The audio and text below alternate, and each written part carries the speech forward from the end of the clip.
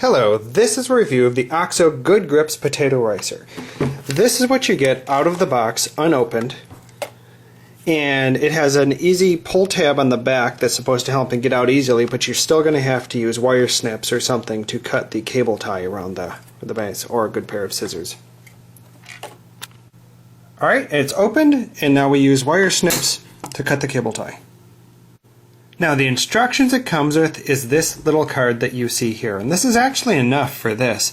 It really just tells you how to rotate the device to get the three settings: fine, medium, and coarse. It says line up with these icons.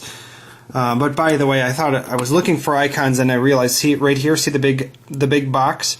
The arrows has to do with how you get it off for cleaning. So you see the line right here?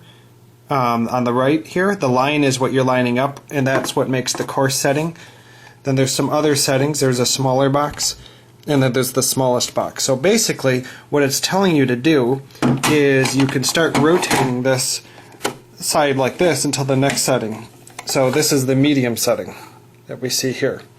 Then the finest or puree setting was rotated at the last position.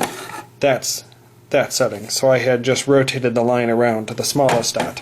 It rotates really easily, as we see here, and when you want to take it off for cleaning, that's where you line it up with this arrow here, one notch further. So basically, I mean, that's the cleaning instructions. They tell you remove the discs for cleaning and so on. But to use it, if you haven't used a ricer, basically it says, remember, you boil the vegetables first if they're a firm vegetable. So like if it's potatoes, carrots, or something like that, you don't just put the raw potato in and then make mashed potatoes, right? You cook the potatoes first, then you use this to extrude the potatoes once cooked and softened, and the same for carrots. Now with fruits or vegetables, or fruits that is, I'm sorry, you will definitely just be able to mash them through if they're not really firm. All you basically have to do for everything is cut it small enough so that it fits in there. And then, so you cut your potato down to size. It doesn't really matter how small you cut it. And then this is basically a big plunger, which gets pushed on down. The nice thing about this also is, see the groove up here? This is what sits on a pot edge.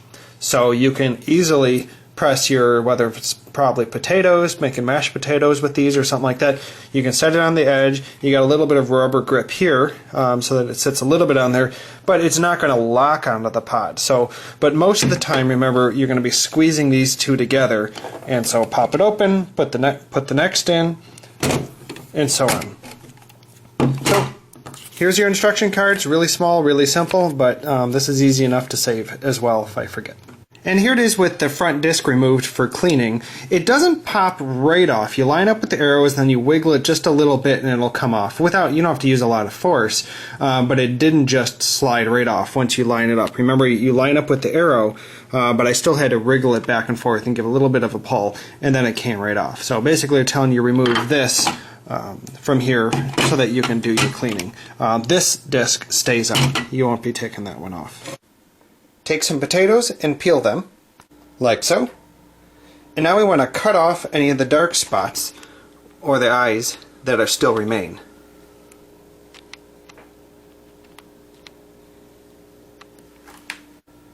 Now rinse them well under water. Now cut them into fairly even, about 1-inch cubes, because we want them to cook quickly and evenly once we put them in boiling water. Then put them in a pot filled with water. Alright, and we're going to boil them for about 7 to 10 minutes, but its cooking time will vary, so we're going to start testing them with a fork at about 5 minutes. You can cover that if you want, but I only cover it up until it starts boiling, just to keep the temperature in, and then I don't recommend keeping it covered after that. And also, I'd recommend a low boil, so once it starts boiling, turn it down so that it's not at a full boil anymore. Okay, it took about 6 minutes to come to a boil, and then I turned it down, so we're going to let it boil for a few more minutes before we start testing it with a fork. So at about 9 minutes, after 3 minutes of actual boiling, you can stick the fork in, and with a little bit of pressure, it does not go in. So not ready yet. So we're waiting for when the fork goes easily into the center of one, and then try a few more to make sure it's consistent. Okay, at 15 minutes the fork easily goes through the center of the largest ones, and now we're going to strain them. Strained and then shaken out the excess water. Set the ricer on the pot with the groove on the edge, open it up, and plan to start feeding these in through and extruding them by pressing down on the lever. Fill like so.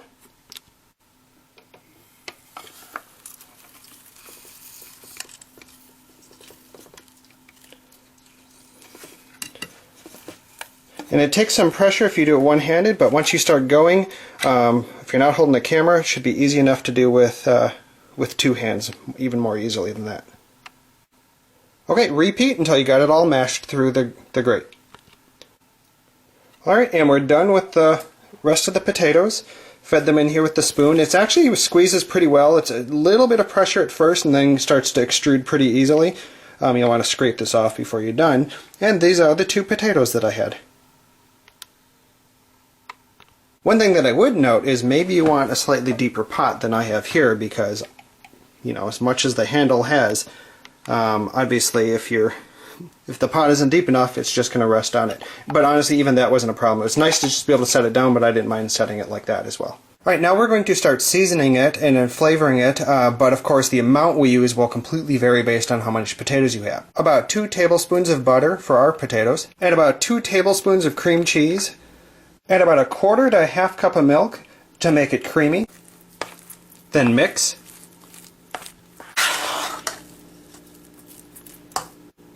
Add a little salt and pepper just to shake.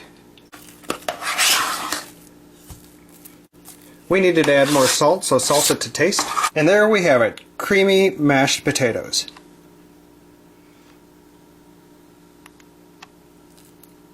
Well, I'm really happy with it. It's a good flavor. I added even a little bit more butter at the end. Obviously, it's just relative to how much potatoes you have. But out of this, it makes creamy mashed potatoes. You get a little bit of grit in there when you use the full large hole size on the ricer, but nowhere near as much as you do with a hand masher. And there we have it, plated for a full meal with our mashed potato complement, along with steak, biscuit, and broccoli. And a dinner for 2, and you can also add blue cheese butter that makes steak awesome. And the alternative is to use a wire masher, like you see here, to just, after you've strained them, put them directly in the pot instead of running them through the ricer, and this time you just mash around inside the pot. And you get a different consistency because you see the kind of holes that you have here. You'll get larger and smaller pieces in there, and it all depends on how much mashing you do. You can get a heartier consistency with some larger pieces and some really interesting texture. Oh, and you can leave the skins on if you want to, if you're going to use the wire masher. But if you're going to use the ricer, you're going to want to take the skins off like I did when I peeled. Now, another tip I would have is if you are going to use one of these that gives you a different consistency, I strongly recommend a wire masher like the KitchenAid one that I have here. That is absolutely excellent, right? Because it's really, really strong and can make quick work of things, and they're not going to stick around on top, as opposed to this terrible one that we used for too long. They stick in the holes, you got to constantly scrape it off, and it gets bent. You see it's bent upwards, so at some time you're really not getting to the bottom of the pot. This is so much better than that. So now between the ricer and the wire masher, it's simply different consistency. Both of them are good options. Obviously the ricer gives you other applications as well that's not just for this kind of mashing.